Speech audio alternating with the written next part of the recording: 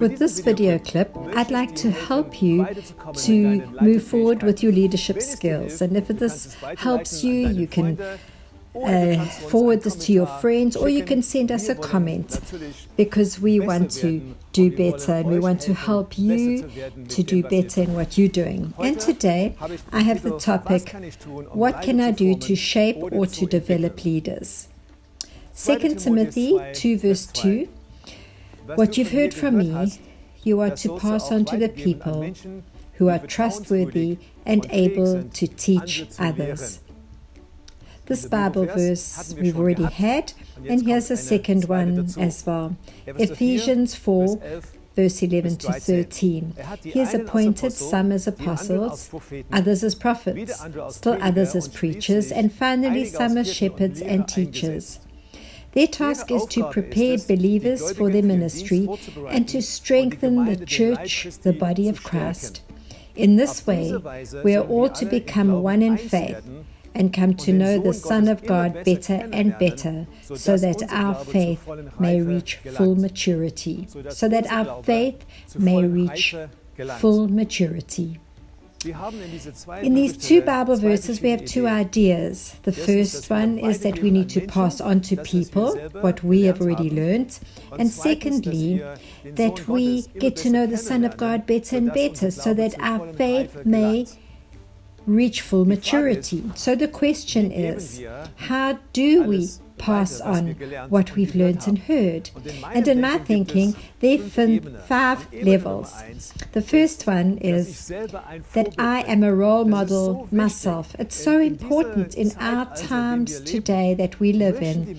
We need to be people who are authentic. That's what they're looking for. That I live what I'm saying, and this is what I do in my life. When people experience me in the church, I'm the same person that I am at home, that I'm an example. And when we have contact with role models, then leadership training just happens automatically. They receive from us what we are, what we say, and how we're living.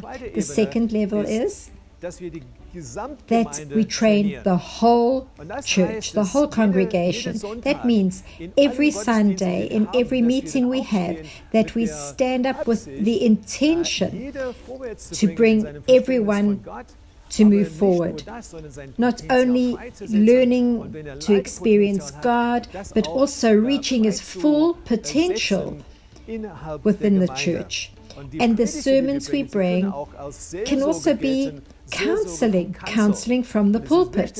And this is important, that there are always practical points that they can implement to grow. And it's important that we have theological foundations, but what comes after that is practical points that are true to life, that the whole church can grow. The third level, the small groups or our small group participation. Why is this so important? Because it's in the small groups that relationships are developed. And that's where one or the other one will be confronted with frustrations from the people, or be challenged in areas, or maybe they have to confront and tell someone they need to change because they have the wrong attitude. And in this way, in the small group, people form each other, and in so doing they grow because they have contact with each other. And every leader needs to be in relationship with others. That's how they grow. The fourth level, potential leaders and leaders. And there I think of 3 various areas. Every time that a leadership meeting happens, we need to give a small input so that the leadership team grows, because we share ideas. When we meet as an eldership team, I give an input, a thought. Maybe we're working through some articles, or maybe there are even teams that I know that go through books, whole books, because they want to improve in their leadership. And then we also have Activate Training Plus time. This is a training time for church planters, for potential leaders, for leaders and elders. It's people who want to have more. And then there's the fifth level, and that is one-to-one. And here it's about mentoring relationships, mentoring. And this is about making disciples. And for this training, it's for key leaders specifically. For everyone who begins in a mentoring relationship, there's a goal. And here is where personal things are shared, one-to-one communication.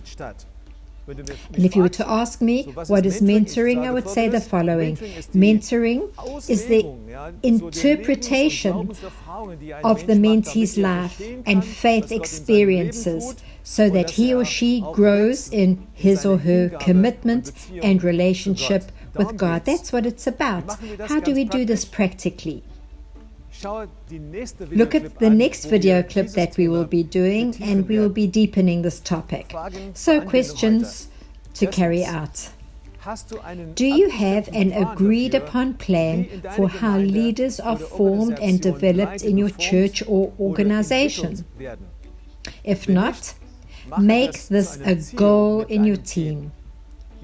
You need a strategic plan. Secondly, if you have a plan, which one of the 5 levels of training that I've discussed is missing from your plan? When you have plans that are carried out in all these areas, I can tell you, you will see that you will raise up leaders in a very successful way.